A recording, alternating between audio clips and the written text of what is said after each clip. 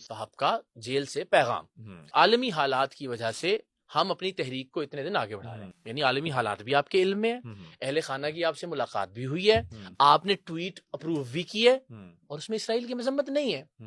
तो मेरा उसमें ये गुमान है कि चूंकि पीटीआई इस वक्त अमेरिका के अंदर करोड़ों रुपए लगा के या लाखों या मिलियंस ऑफ डॉलर्स लगा के एक लॉबिंग कर रही है अमेरिकी सेनेटर्स के हवाले से, पाकिस्तान के खिलाफ कानून ट्रम्प के आने में बड़ा खुश भी थे, सारे खुश थे, नहीं मानते ना। जिस तरह जनरल बाजवा को वालिद गिरामी का दर्जा देते थे, ऑन रिकॉर्ड मौजूद है, शेर अफरीदी ने कहा कौम के बाप होते हैं आर्मी चीफ। अब वो कहते हैं कि जी नहीं जी, हम तो मजबूरन चला रहे थे जो कि फौज के साथ चलना था। जिस तरह उस वक्त लुडियां डालते थे कि 2018 में जो है ना, देखें हमारा फौज ने हमारा बड़ा साथ दिया, आज भी उनके अपने यूट्यूबर्स के बयानात रिकॉर्ड पर मौजूद। अब कहते हैं जी नहीं, उस इलेक्शन में तुम्हारे खिलाफ धांधली हुई थी। तो भाई 2018 में जब आपके खिलाफ धांधली हुई थी तो उस धांधली को आपने एक्सेप्ट कर लिया क्योंकि आपको हुकूमत मिल गई थी।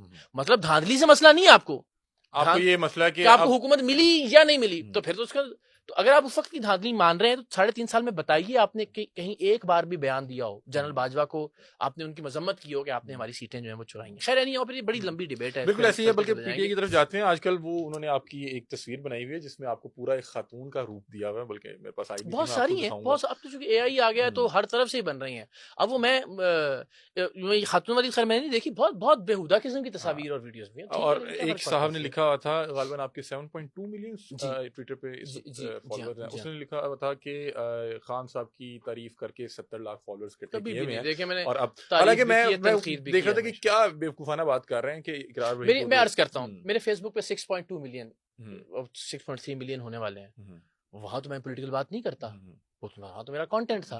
इसी तरह कुछ इंस्टाग्राम पे 3.12 मिलियन फॉलोअर्स हैं, वहां तो मैं खान साहब की बात नहीं कर रहा। बल्कि आपका जो मेन जॉनरा था वो तो पॉलिटिक्स से था भी।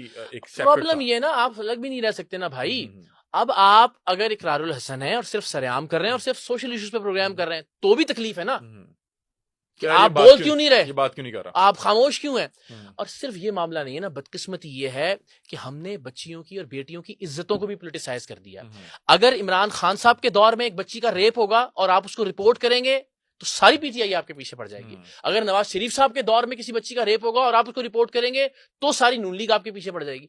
तो बदकिस्मती से आपने सोशल इश्यूज को भी सोशल नहीं रहने दिया, बिल्कुल ऐसी आपने उनको भी पोलिटिसाइज कर दिया। आज अगर मैं किसी पुलिस अफसर की करप्शन दिखाऊंगा, पूरी नून लीग उसको डिफेंड करेगी। बिल्कुल ऐसी पीटीआई के दौर में अगर आप किसी की करप्शन दिखाते हैं उसको डिफेंड ब्रिगेड जो है वो, तो आपने हर चीज को पोलिटिसाइज कर दिया। तो क्या करें, मजबूरन बात तो करनी है। वो सानिया सहवाल गालिबन वो जो सीटीडी ने किया था, तो उस वक्त कोई बात करने को तैयार नहीं था। कोई बात करता था तो लोग कहते थे कि यार ये तुम क्या कर रहे हो तुम लोग, क्योंकि उस वक्त पीटीआई का बहुत ज्यादा जोर था। मीनारे पाकिस्तान का वक्त